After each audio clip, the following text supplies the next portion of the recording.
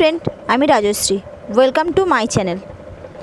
আজকের ক্লাসে আমরা ক্লাস 12-এর দ্রবণ চ্যাপ্টার থেকে অস্বাভাবিক সংখ্যাগত ধর্ম পড়ব। দেখো, আগের ক্লাসে আমি তোমাদেরকে সংখ্যাগত ধর্মের লাস্ট অর্থাৎ অভিশ্রবণ চাপ পড়িয়েছিলাম। তো আমরা সংখ্যাগত ধর্ম কি পড়েছি, কোনগুলো সংখ্যাগত ধর্ম সেগুলোও পড়েছি। আজকে আমরা পড়ব অস্বাভাবিক সংখ্যাগত ধর্ম। অস্বাভাবিক সংখ্যাগত ধর্ম কি?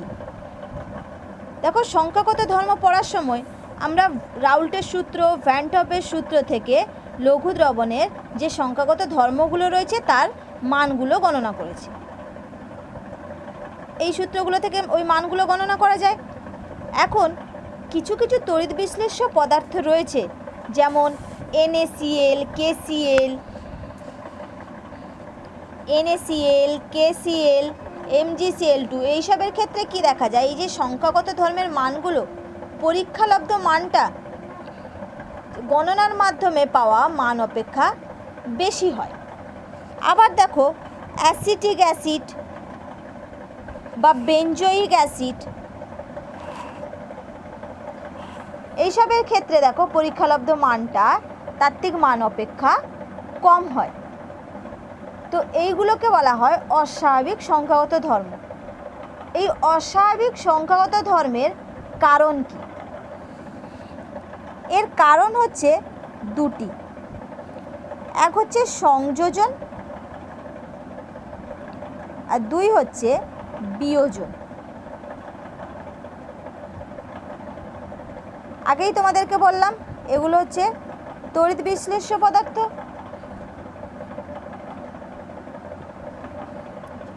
এখন দেখো, এই সংখ্যাগত ধর্মের অস্বাভাবিকতার কারণ কি আমরা সেগুলি পড়ব। প্রথমে আমরা পড়ব দ্রবণে দ্রাবের সংযোজন। আমরা কি জানি? দ্রবণের সংখ্যাগত মানটা দ্রাবের অনুসংখ্যার উপর ডিপেন্ড করে, রাইট? কিছু কিছু দ্রাবে কি দেখা যায়, দেখো, দ্রাবকে দ্রবীভূত অবস্থায় এই দ্রাবকগুলি সম্পূর্ণভাবে সংযোজিত হয়ে জোটবদ্ধ অবস্থায় থাকে। কিভাবে? দেখো, যদি আমি উদাহরণ হিসেবে বেঞ্জোয়িক অ্যাসিড নিই, তাহলে বেঞ্জোয়িক অ্যাসিড দেখো দ্রাবকের মধ্যে ডাইমার হিসেবে অবস্থান করে। প্রথমে আমরা পড়ছি সংযোজন। কিছু কিছু দ্রাবকের মধ্যে কি বললাম? সংযোজিত অবস্থায় থাকে। বেঞ্জোয়িক অ্যাসিড বা অ্যাসিডিক অ্যাসিড, আমি অ্যাসিডিক অ্যাসিডই করছি ফার্স্ট, যেহেতু CH3 যখন লিখেই ফেলেছি।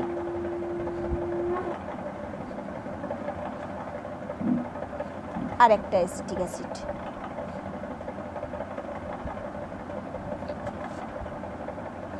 দেখো, এটাকে বলে হাইড্রোজেন বন্ড। ক্লাস 11-এ ক্লাস করার সময় আমি তোদেরকে বলেছি H বন্ড।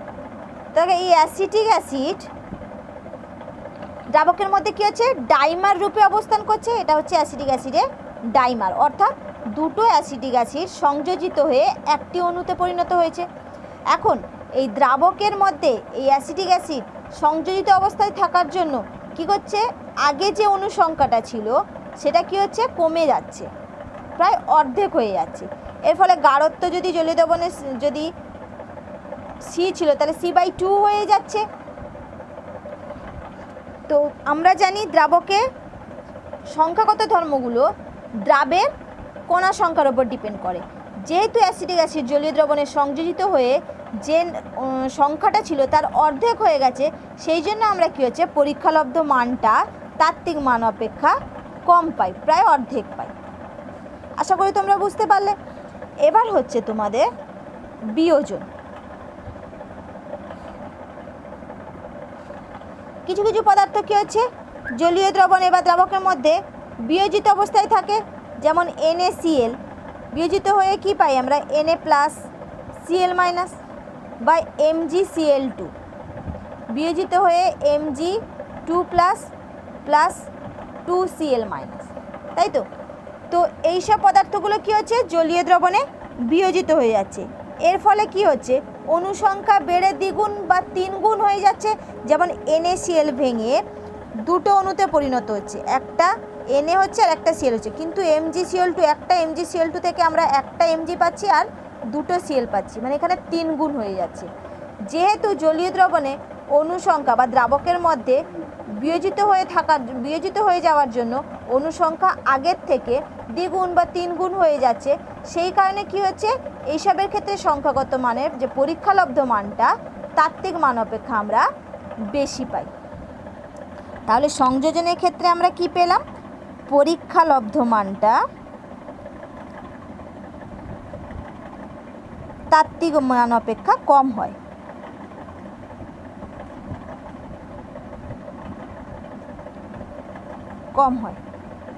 আর বিয়োজনের ক্ষেত্রে কি হয়, পরীক্ষালব্ধ মানটা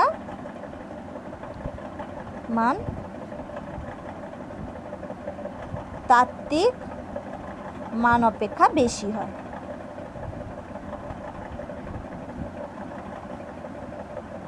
তাহলে আমরা এই সংখ্যাগত ধর্মের অস্বাভাবিকতার কারণগুলো জানতে পারলাম।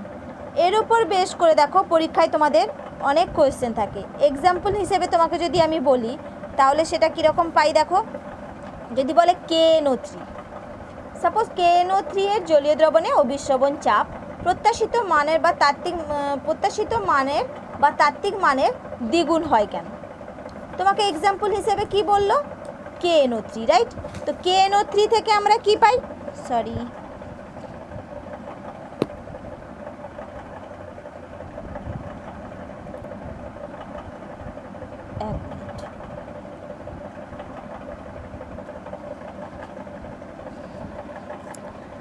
KNO3 বলেছে প্রশ্নে। তো KNO3 থেকে আমরা K প্লাস NO3 মাইনাস পাই। তো একটা KNO3 থেকে আমরা একটা K প্লাস আর একটা NO3 মাইনাস পেলাম। তো জলীয় দ্রবণে অনুসংখ্যা দ্বিগুণ হয়ে যাওয়ার কারণে কি হচ্ছে দেখো, পরীক্ষালব্ধ মানটা আমরা তাত্ত্বিক মান অপেক্ষা দ্বিগুণ পাই। আশা করি তোমরা বুঝতে পারলে।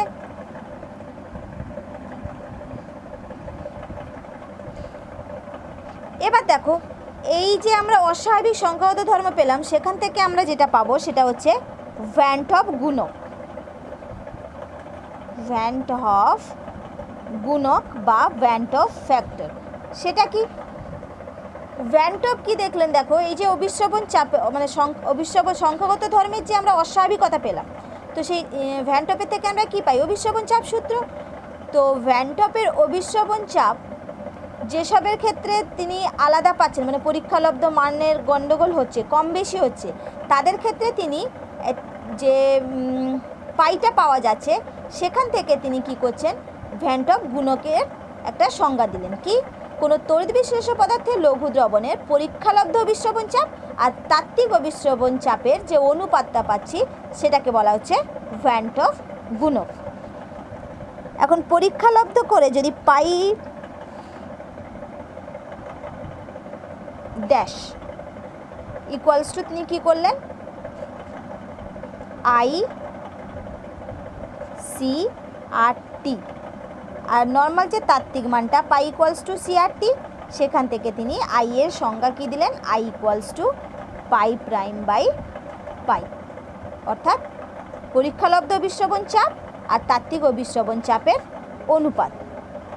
সেখান থেকে দেখো আমরা এই যে সংখ্যাগত ধর্মগুলো পড়েছিলাম, বাষ্পচাপের আপেক্ষিক অবনমন বলো, স্ফুটনাঙ্কের উন্নয়ন বলো, হিমাঙ্কের অবনমন অথবা অভিস্রবণ চাপ, সেখান থেকে যে আমরা সূত্রগুলো পেয়েছিলাম, সেখানে যেহেতু যেসব তড়িৎ বিশ্লেষ্য দ্রব্য তারা কি হবে, জলীয় দ্রবণে সংযোজিত হবে বা বিয়োজিত হবে, তো তাদের ক্ষেত্রে তো আমরা পরীক্ষালব্ধ মানগুলো আলাদা পাবো। সেই হিসেবে সূত্রগুলোকে আমরা নতুন করে পাবো। তো সেইগুলো কিভাবে পাবো দেখো, প্রথম যে সূত্রটা পেয়েছিলাম বাষ্পচাপের আপেক্ষিক অবনমনের জন্যে, বাষ্পচাপের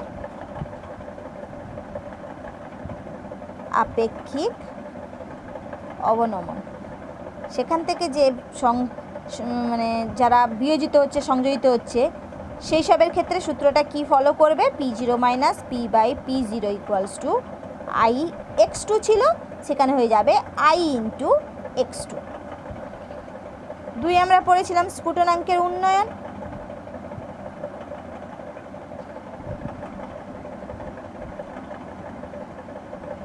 সেখান থেকে আমরা কি পেয়েছিলাম, del T B equals to K B M পেয়েছিলাম, সেখানে হবে আই ইন্টু কেবি এম। হিমাঙ্কের অবনমনের ক্ষেত্রে কি পাবো, হিমাঙ্কের অবনমনের ক্ষেত্রেও del T F equals to I into K F M. Last হচ্ছে অভিস্রবণ চাপ, অভিস্রবণ চাপের ক্ষেত্রে পাবো pi equals to I into C R T. তো এইগুলো কখন থাকবে দেখো, অঙ্কে যখন তোমরা প্রবলেমস করবে সেখানে মেনশন যদি করে দেওয়া থাকে যে তড়িৎ বিশ্লেষ্য দ্রব্য, বা তুমি নিজে দেখতে পাচ্ছ KCl রয়েছে, NaCl রয়েছে, বা বেঞ্জোয়িক অ্যাসিড রয়েছে, তাদের ক্ষেত্রে তুমি দেখেই বুঝতে পারবে যে এটা সংযোজন বা বিয়োজনের জন্য, তখন প্রত্যেকটা সূত্রের জন্য তোমরা আইকে নিয়ে নেবে। যখন আমি প্রবলেমস করাবো তখন অবশ্যই আমি তোমাদেরকে বলে দেবো বা এই এক্সাম্পলের উপরে করাবো। এবার দেখো এই যে ভ্যান টপ গুণক আই আসছে কাদের জন্য, সংযোজন ও বিয়োজনের জন্য। তো সেখান থেকে আমরা এই যে তড়িৎ বিশ্লেষ্য পদার্থগুলো থাকছে তাদের কিছু একটা অংশ সংযোজন হচ্ছে বা বিয়োজন হচ্ছে, তো কত অংশ আয়নিত হচ্ছে বা কত অংশ সংযোজিত হচ্ছে সেখান থেকে আমরা পাবো আয়নায়ন মাত্রা আর সংযোজন মাত্রা। ওকে, সেটা কীভাবে পাবো দেখো,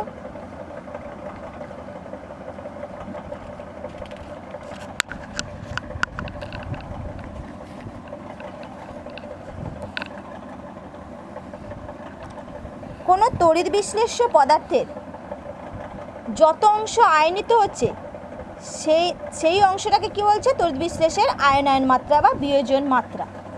এই বিয়োজন মাত্রা, বিয়োজন বা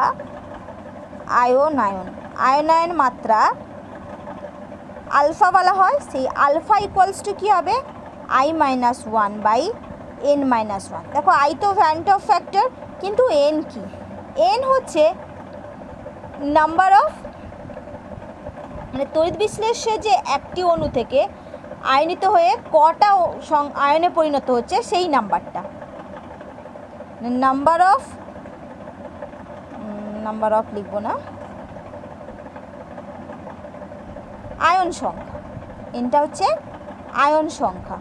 অর্থাৎ যদি এখানে তোমাকে এই যে একটু আগে বললাম MgCl2, এখান থেকে আমি কি পাচ্ছি Mg2 প্লাস আর 2Cl মাইনাস, একটা Mg পাচ্ছি আর দুটো Cl মাইনাস পাচ্ছি, দ্যাট মিন্স এখানে n ইকুয়ালস টু হবে 2। সেই জায়গায় আমরা আলফা ইকুয়ালস টু কী লিখতে পারি, আই মাইনাস ওয়ান বাই 1 আর 2, n ইকুয়ালস টু হচ্ছে 3, Mg একটা দুটো Cl, তাহলে n ইকুয়ালস টু 3, তাহলে সেখানে আমি আলফা ইকুয়ালস টু লিখতে পারি I minus one by 3 minus 1। বুঝতে পারলে? তারপর আমরা পাবো কি, বিয়োজন মাত্রা, সংযোজন মাত্রা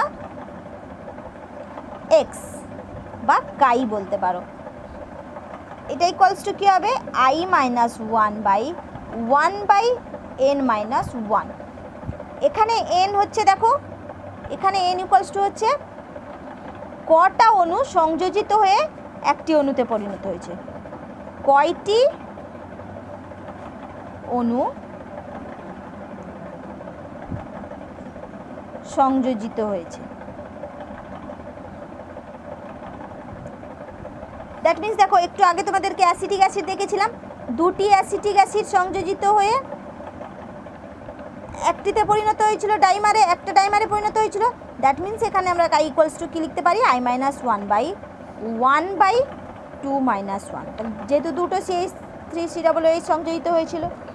এবার তোমাকে যদি পরীক্ষায় মানে প্রবলেমসে আয়নায়ন মাত্রা বার করতে বলে, তাহলে তুমি আগের যে সূত্রগুলো পেয়েছিলে সেখান থেকে আই বার করবে, আই এখানে পুট করবে, যে তোমাকে যৌগটা বা তড়িৎ বিশ্লেষ্য পদার্থটা দিয়েছে তাকে এইভাবে সংযোজিত বা বিয়োজনের থেকে তুমি সূত্র থেকে পেয়ে যাবে, সেই এনের নাম্বারটা পুট করবে, আলফা বেরিয়ে যাবে।